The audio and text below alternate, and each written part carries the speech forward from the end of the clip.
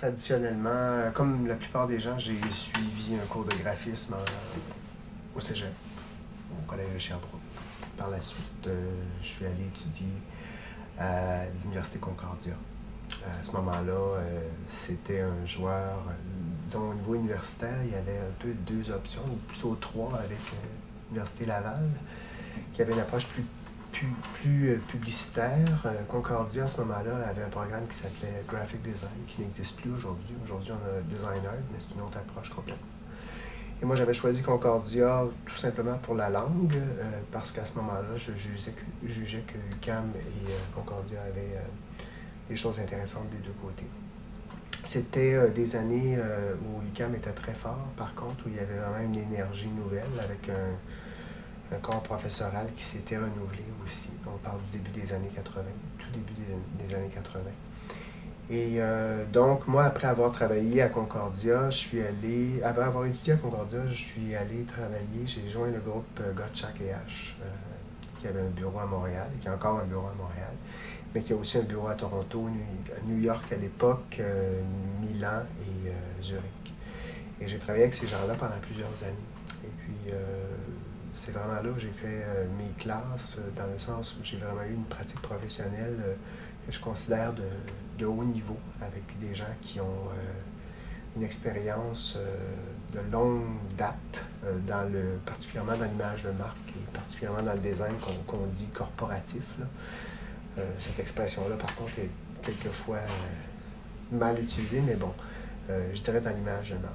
Et cette expérience-là s'est terminée au début des années 90, où j'ai eu le goût d'explorer d'autres champs, parce que je considérais que ce qui se faisait chez Gottschalk et H était inscrit dans une certaine approche du design, mais j'avais le goût de faire d'autres expérimentations. Donc, je suis parti à mon compte.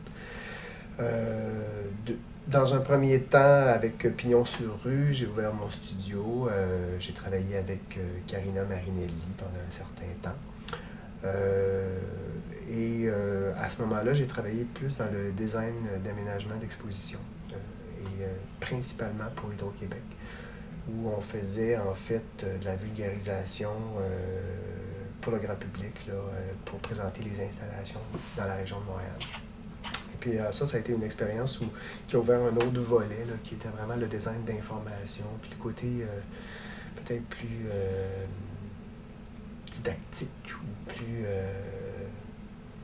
relié à la vulgarisation de l'information au grand public, en fait. Chose que je ne faisais pas dans le milieu corporatif. Donc, j'ai travaillé dans ce milieu-là, puis par un concours de circonstances, plusieurs années après, dans le milieu des années 90, on m'a approché pour faire un site web pour le gouvernement du Québec.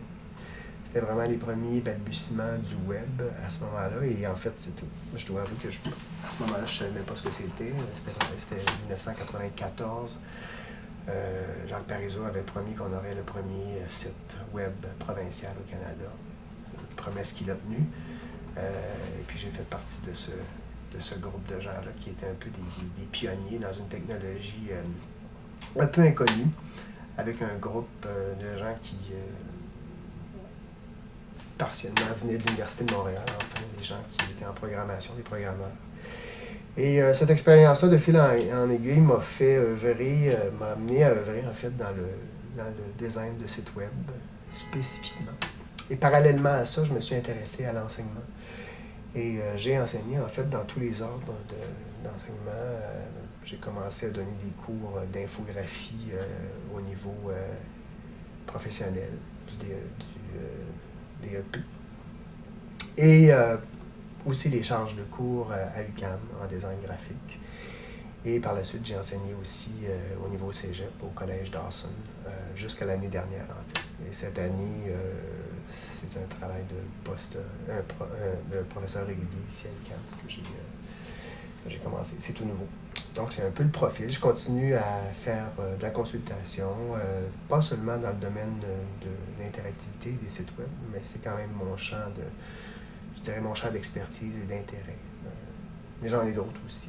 Il y a toutes sortes de domaines qui m'intéressent, puis particulièrement le design d'information dans le sens plus large. En fait, mon champ d'intérêt s'élargit dans le sens que je ne vois pas tellement je veux pas seulement m'intéresser à l'Internet, à des applications spécifiques, mais je m'intéresse de façon plus générale, en fait, à comment on organise l'information, comment le design sert à